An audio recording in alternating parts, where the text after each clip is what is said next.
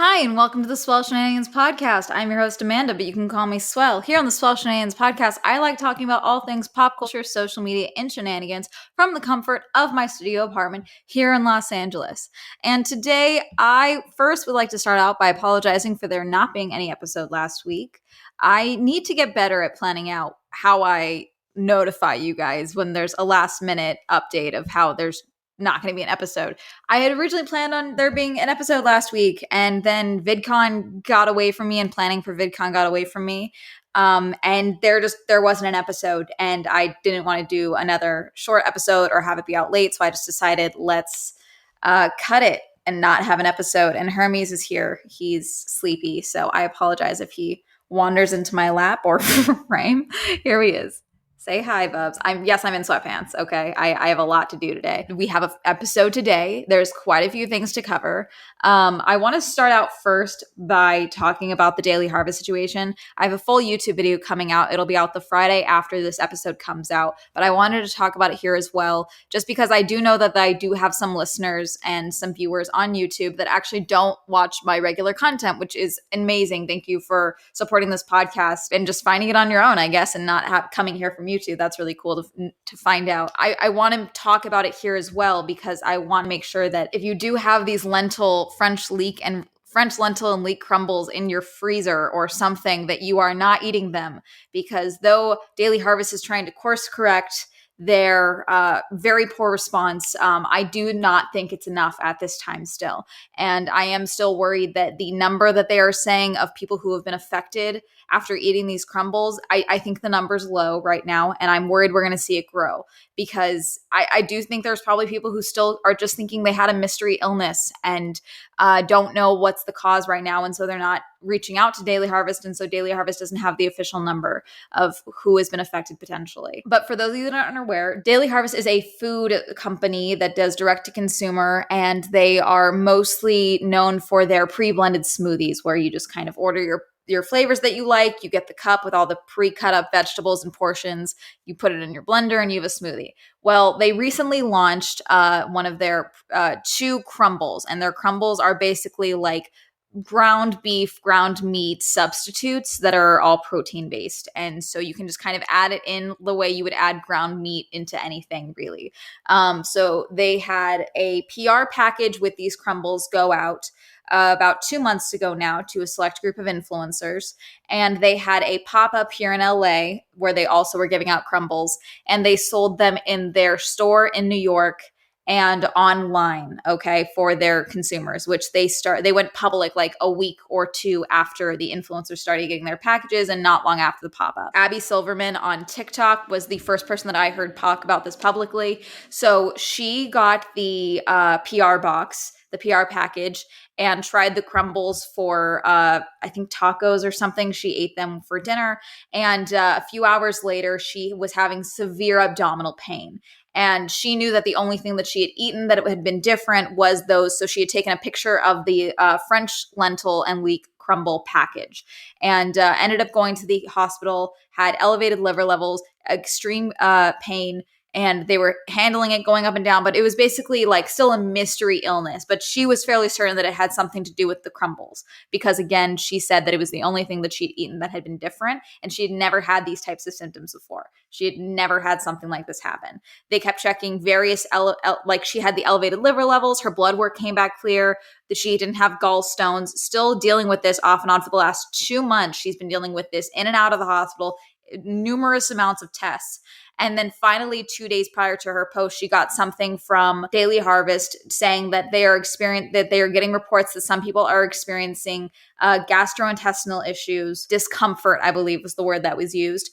And if you have the crumbles, to not continue to eat them. So this was confirmation that this was going on, and this was probably caused by the crumbles to Abby. And so she searched it to see if anyone else was experiencing these same symptoms, because she thought she was alone. She thought this was something that she was just dealing with alone. And sure enough, she goes to Reddit and finds dozens of people talking about how they have been in and out of the hospital, all this blood work coming back clear, elevated liver levels, insane abdominal pain, and all of them are contributing it back to their crumbles. Now, again, I am not involved in this situation and I am not affected by the situation.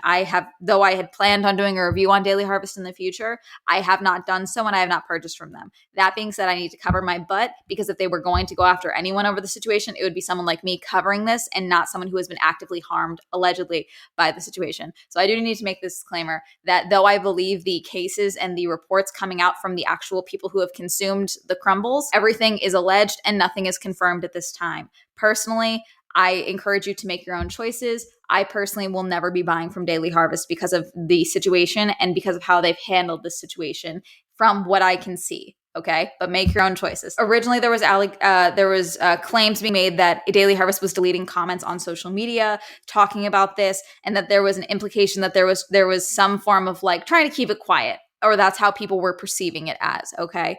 And a lot of people who had bought the crumbles are claiming that they didn't receive anything.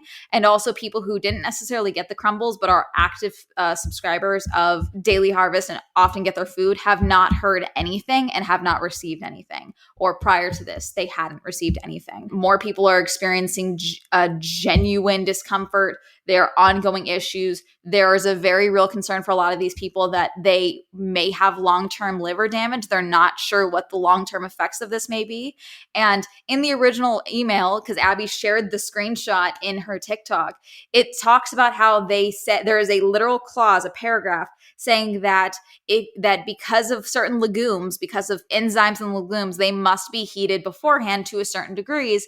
And so far, nothing has been found in their and they are doing an active investigation. And I took that, and it seems like most people took that as trying to kind of shift the blame as a consumer error, and that this was something that was happening because the customers were not properly cooking the items, and that was why they were getting sick. And I don't like that at all, especially with the amount of I talked about this in my video. Again, it's not out yet, but like there's so many different demographics potentially of people who are buying it, to say that every single person, both the people who got it early, the people who got it from a pop-up, the people who are buying it online and or going to an in-store location and buying it there, and the people who are getting it shipped to them, all of that, to say that all those individuals, that this many people who are feeling sick, they all didn't read the instructions and didn't cook it properly, is insulting the intelligence of your buyers. That's fucked up, and I can't stand it. So already not a fan. Okay. It only got worse because Daily Harvest went to their original advertisements for their mushroom and thyme, or whatever it was, the other crumble that so far no one has reported any issues with as far as I can see. And it is currently sold out on their website. On that advertisement with like one of the bags in the background, it said, "Hi, there's an update about our French lentil and leek crumbles. Click the link in our bio to see." And it still had all of the other hashtags and everything. And so it was basically like clicking through to find out whether or not I am genuinely going to get sick from eating your products. And like them, like the process of their voluntary recall. Like, there's an update, come check this out. And the fact that it was like a link in bio is so, again, insulting. That's so messed up. It's like, no, you need to make this clear. I shouldn't have to click through multiple links to find out what you're doing about this situation, to find out if there's any causation for why I'm feeling like my stomach is on fire. Some of these people are reporting that they couldn't even put their hand on their stomach. They were in so much pain. Like, this is awful. Okay. Same thing with Twitter. They later changed it to their link in bio, and their bio said that please click here to get more information. Instagram now says that as well. They now have multiple posts talking about their current updates and how they're working with the FDA, and how they have put a note on the website and to encourage everyone that if you still have these items, please do not eat them, and to throw them out. Some people, I have seen reports of people saying that they are finding local labs that they can send their items to, the bags, the packaging, and all of that of what they still have to do their own testing, because they just are right now have lost most of their faith in Daily Harvest. They don't have trust in them. I believe the number that Daily Harvest shared, let me pull it up really quick. They gave the total of what was totally sent out. So they're saying that from April 28th to June 17th, 2022, approximately 28,000 units of the recalled product were distributed to consumers in the continental United States through their online sales and direct delivery and all of that. They are now saying that about, what's the number? 470 reports of illness. That seems honestly too low to me at this rate. And I'm still seeing posts of people being like, I'm just now hearing about this. I was in the hospital. My girlfriend and I were in and out of the hospital off and on for the last week. Like, I was in so much pain, all this stuff. Something is wrong. On another Instagram post, it says all pathogen and toxicology results have come back negative so far, but we're continuing to do extensive testing, and we'll keep you updated. Honestly, I hate how they responded to this. Like I said, I personally will never buy from Daily Harvest because of this.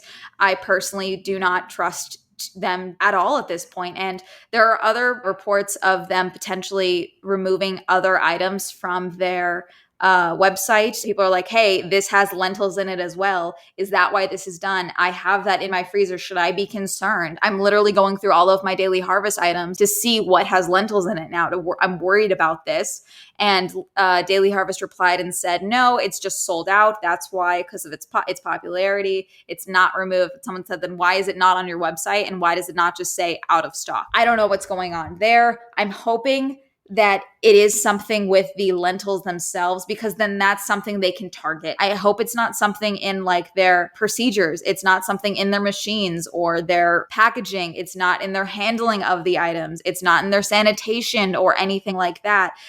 Because if it's just this one product, then it might be something that's actually in the ingredients themselves. And, if it has gone to other items and things like that, then I would hope that they would shut down their facilities entirely until they figure out what the situation is. And someone's going to comment, they're going to lose a lot of money from shutting down, researching, figuring out the investigation and doing all of that, doing the recalls. Yeah, they're going to lose a lot of money. But you know what else costs a lot of money? Losing all of the trust from your buyers and your customers. That's what is happening. And I'm glad they're course correcting. I don't think it's enough. I really don't. My heart goes out to everyone who is actively still dealing with these symptoms. I hope with everything that I am that there is not long-term damage from this, and that you guys are able to find an answer to what is going on, and that Daily Harvest steps up and helps with medical bills, if not covers all of it, because this is the leading cause of poverty in this country is unforeseen medical debt, or just medical debt in general. It seems like everyone is reporting that they cooked everything thoroughly, that they were healthy prior to this, and to, again, be going through this when we are still in a pandemic and still dealing with that trauma of the mystery illness and going to the hospital and not being able to leave. That's real for people. That's not going away. And the fact that we are still dealing with that and this is all happening, I'm so sorry. It's horrible. And so I will link everything down below. I will link the recall email and all of that. If you have bought from Daily Harvest, the crumbles, and you are experiencing any symptoms, please reach out to them and make sure that numbers continue to be updated with your symptoms and all of that. If I find any other information, I will continue to update the links in the bio of this podcast. I'm so sorry. I know I'm starting off with a banger right away, which is super positive. This makes me so uncomfortable. It really does. I talk about on this podcast a variety of different things. But this is not someone being scammed. This is not, misappropriating of funds or people not getting their refunds when they requested it. This is actively causing harm to people, and we don't know about the long-term effects of it. And that's just really unsettling.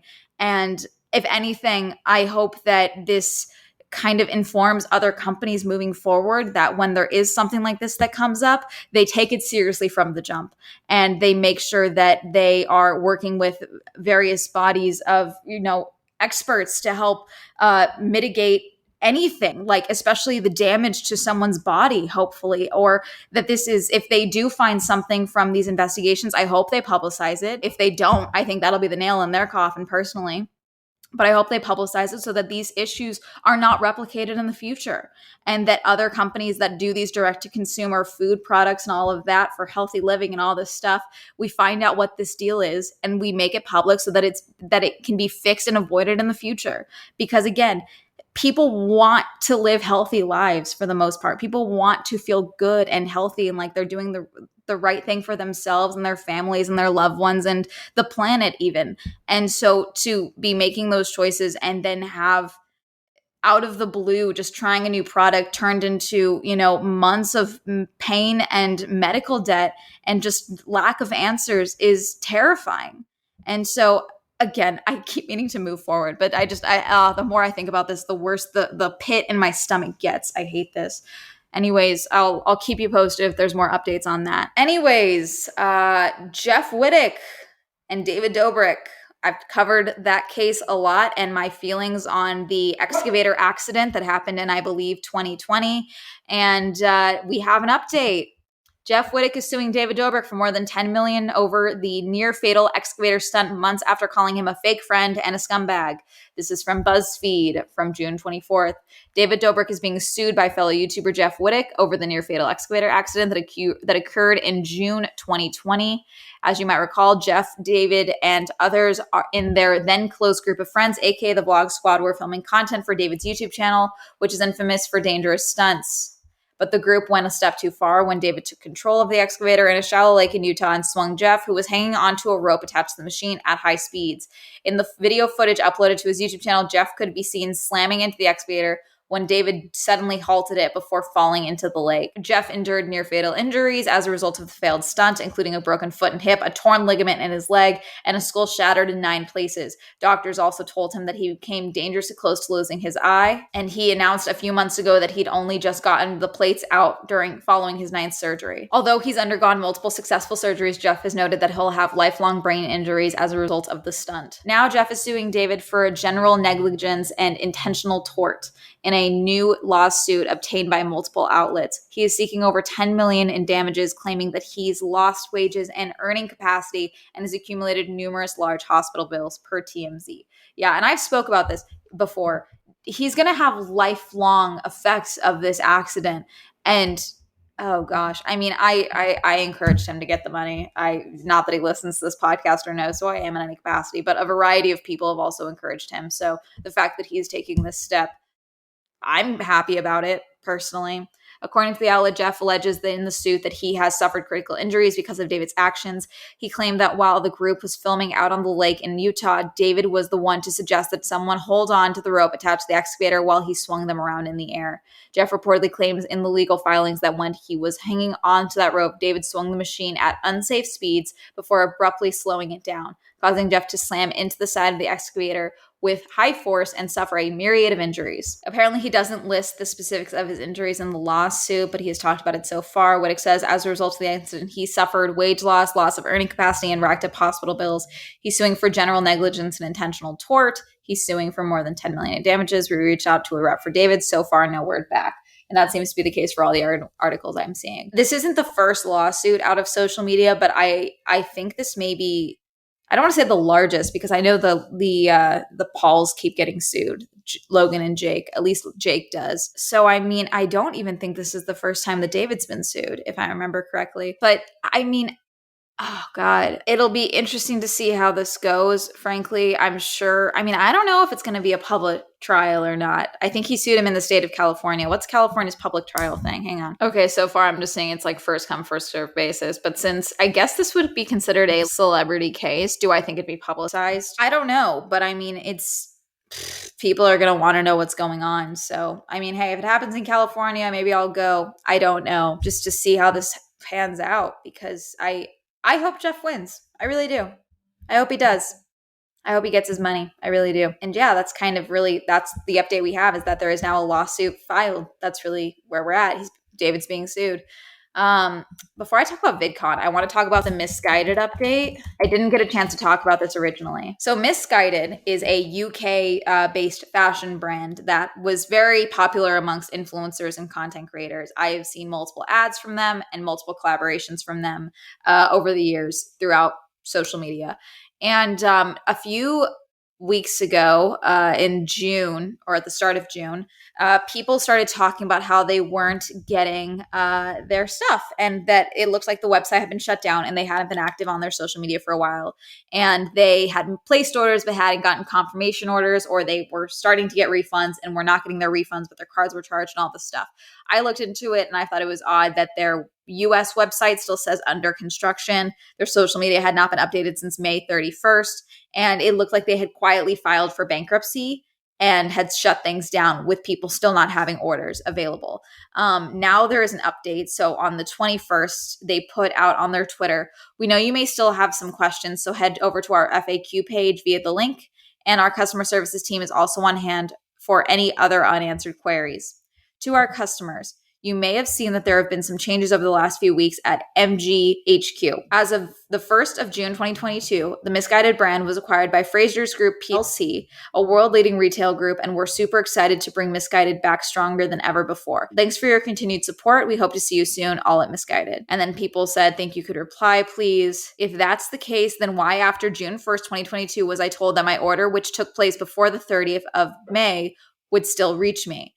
Me too. I was assured my order from 27th would be received. So if you click the link, there's more information. Misguided customer statement. We've been quieter than usual, so we wanted to update you on what's been happening here at Misguided. While trying to build our brand and bring you the products we love, we have been faced with challenges. On the 30th of May, 2022, our former company, Misguided Limited, went to administration and Teneo, were appointed to handle the company's outstanding credit, including anything owed to customers for orders placed before this date. So orders placed before the 30th of May. On the 1st of June, 2022, the Misguided brand was acquired by Fraser's Group PLC, a world-leading retail group. Fraser's Group has unrivaled platform and excellent operations, which will provide strong foundations for the next chapter of Misguided. We are excited for our future as we reshape our brand, product offering, and customer experience to come back stronger than ever before. We are acutely aware of the impact Misguided's administration has had, and we'd like to take this opportunity to thank you for our continued support. We understand there will be questions. Please see the FAQ section if you find relevant information.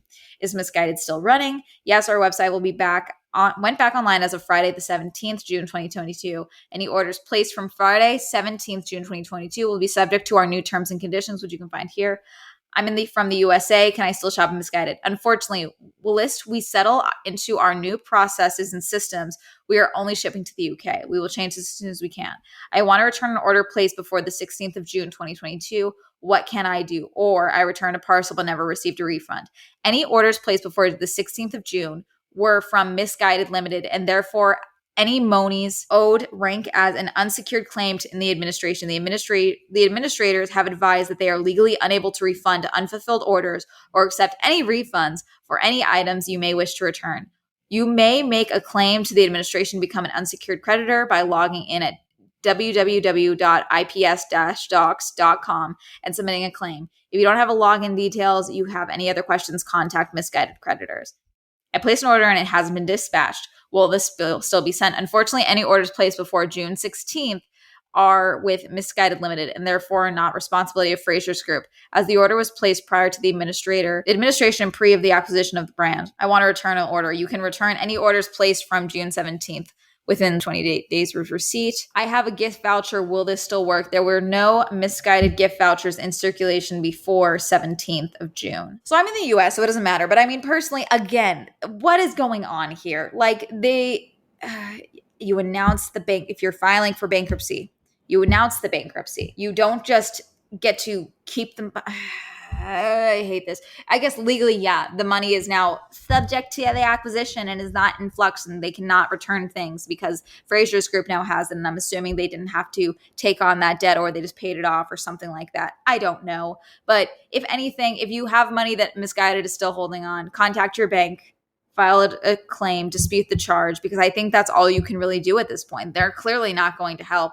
Sorry, we can't. Like, that's the overall vibe of like, unfortunately, that's not how this works. Like, that's the vibe I'm getting. So I think the best bet is that if you do still have money in circulation through Misguided and you have not received your product or you are looking for a refund, contact your bank. I think that's the only option at this point. I'm sorry there's not a better update. I don't know. Maybe the new Misguided will be better handled, but it does seem like they just kind of just nuked it into the ground, and now people's money they still have. And some people are saying that their auto pays are still being taken out, even though they will not be receiving their products. So cancel everything. And this is why I am very much against the Afterpay situation. Well, one of the reasons I think everyone is quietly racking up a ton of debt and they're not realizing it. So that's my concern with Afterpay and Klarna and all those things. So yeah, contact your banks. I think that's the only option we have at this point. I think that's everything.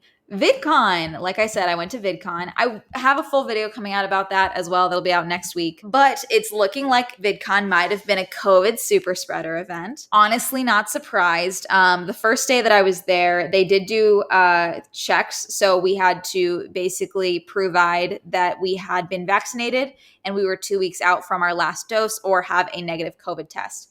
And I had my vaccination. I got my wristband checked, and that was the requirement for everywhere. Some of the events that I went to, I had to prove vaccination status and all of that, but those were outside of VidCon itself. I believe it was day 2 when Hank Green, one of the featured creators and a former founder of VidCon, tested positive. He said a lot of the featured creators and people that were involved in the event itself were testing daily and doing rapid tests every morning. And that's why a lot of people were finding out that they were COVID positive then. And I want to point out as well, because some people are like, you couldn't have gotten it that quickly. When I got COVID, I had COVID in January. I got it from New Year's Eve, and I was sick within 2 days. Like, I think I woke up like that after, I think it was that afternoon is when my throat started hurting. And then the following day I was on my ass. Like it was 2 days out from when I got infected. So it would not surprise me if they got it from setup or from like opening day of just even getting there or traveling in. I'm sure someone brought it in. I don't know. But, and then people were starting to test positive very quickly because I had a positive test that within 6 hours of me waking up awful, so it's that type of thing. I had my symptoms very quickly. I tested positive very quickly. At this time, I have not gotten it. A few people I've been around have not been tested positive, but they were around people who did test positive, but no one that I directly interacted with has tested positive that I am aware of.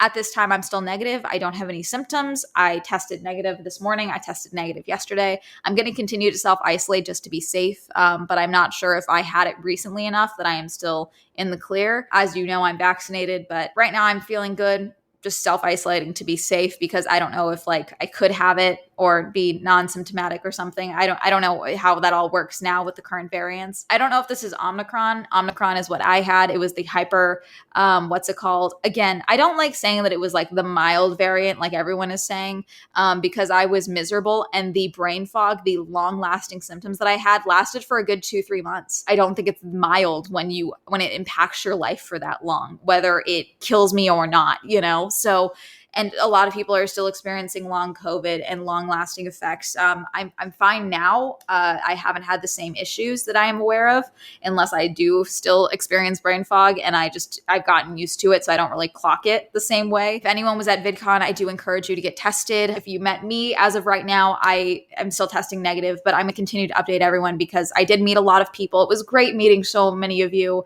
and so many other creators that I adore, and meeting them and being able to hear them say that they liked my videos or that they watch all my videos and all of that. Like, I'm sure I made this face a lot. Sorry, audio listeners, but like, excuse me, like I was doing that the entire time because people that I've been watching for years were telling me that they liked my videos, and it was crazy. Everyone was just very great and welcoming, and it was wonderful. And I just met so many people. I hung out with Anarchy for a lot of some of the party and things like that, which was very nice. I was not a featured creator or an invited guest or full access. I did end up buying my own creator pass. However, someone at the Amazon Live team, the Amazon Influencer Program, put me on their list for the Hyatt activation. Why?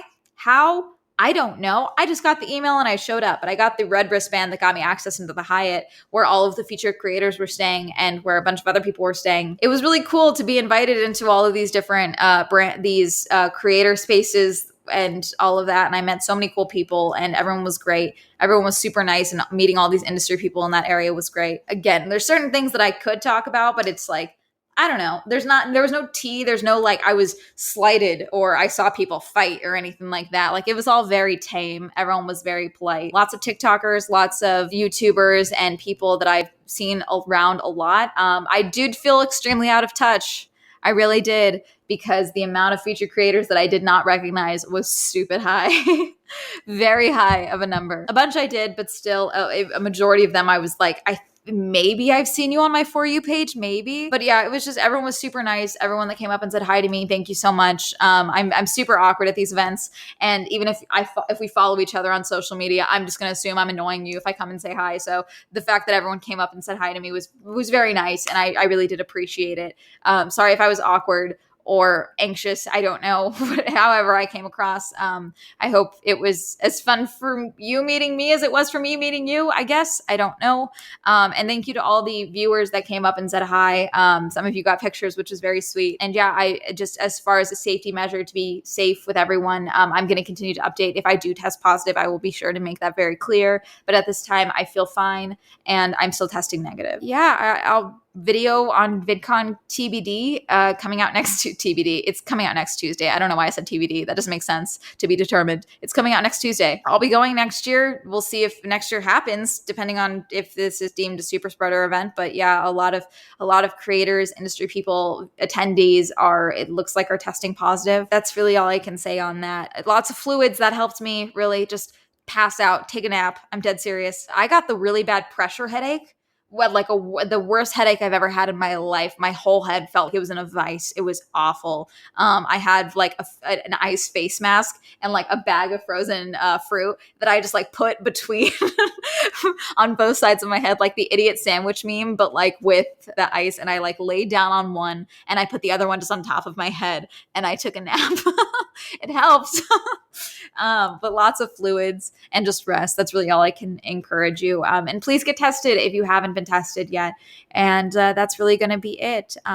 If you liked listening to this podcast episode, I know we went on a roller coaster. We covered recalls, we covered lawsuits, we covered bankruptcy, and we covered potential COVID super spreader. Wow, you guys are in for a real treat. Isn't the show fun and uplifting? Isn't this a great time for everyone? Oh gosh, but if you liked this episode and you're listening, whether on YouTube or on a podcast platform, thank you all so much for listening and tuning in. There will be another episode next Wednesday. I will get back into making sure that when I say new episodes every Wednesday, I'm not a filthy little liar. If you like this episode, please rate and subscribe, or rate and leave a comment, or share this podcast if you would like it. That's always great. And as always, I'm your host, Amanda, but you can call me Swell, and that's going to be it. Hope you have a lovely week. Goodbye.